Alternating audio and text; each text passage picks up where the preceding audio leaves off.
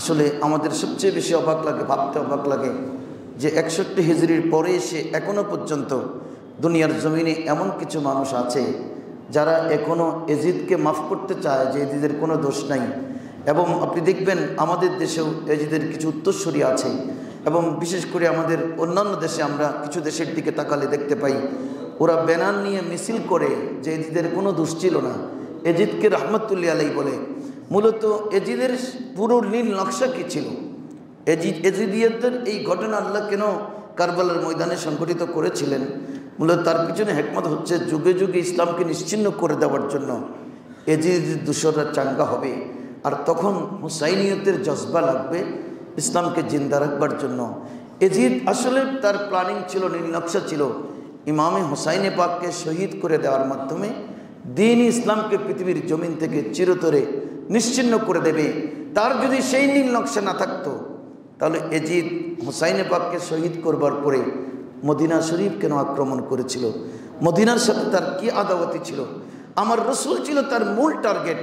Medina শরীফে তার বাহিনী গিয়ে যখন আক্রমণ করলো, 3 দিন পর্যন্ত মদিনার মসজিদ নবী শরীফে কোনো মুসল্লি ঢুকতে দেয় নাই, আজান হতে দেয় নাই, নামাজ হতে দেয় নাই, এবং গোটা মদিনা শরীফের মসজিদ নবী শরীফের ভিতরে সেই তার যুদ্ধের ঘোড়াগুলো বেঁধেছিল।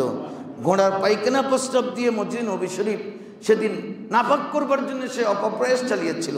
কিন্তু আল্লাহ তাবারক ওয়া তাআলা তো এটা কোশ্চিন কালো হতে দেবেন না। আল্লাহ রসুলের এক সাহাবী তখনও বেঁচে ছিলেন, সাঈদ বিন মাসউদ রাদিয়াল্লাহু তাআলা আনহু।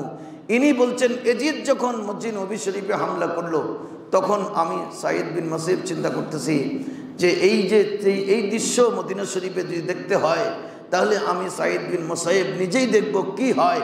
দেখি আল্লাহর রসুলের মহান আজমত বড় না আল্লাহর কুদরত বড় না এজিদের নীল নকশা বড়, কোনটা টিকবে এটা আমি সচক্ষে দেখতে চাই। উনি তখন পাগল বেশে মদিনা শরীফের মসজিদ নবী শরীফের মধ্যে পাগলামি শুরু করছে। এক এক করে সাহাবায়ে কেরাম তো তারা অসংখ্য সাহাবায়ে কেরাম, জলিল কদর সাহাবায়ে কেরামকে শহীদ করে দিয়েছে। মদিনার আশেপাশে রাস্তাঘাটে সাহাবায়ে কেরামের লাশের স্তূপ পড়ে গেছে। সাঈদ বিন মাসউদ বলেন আমি তখন পাগল বেশে মসজিদ নবী শরীফের মধ্যে পাগলামি শুরু করছি, ওরা আমাকে ধরছে মারার জন্য।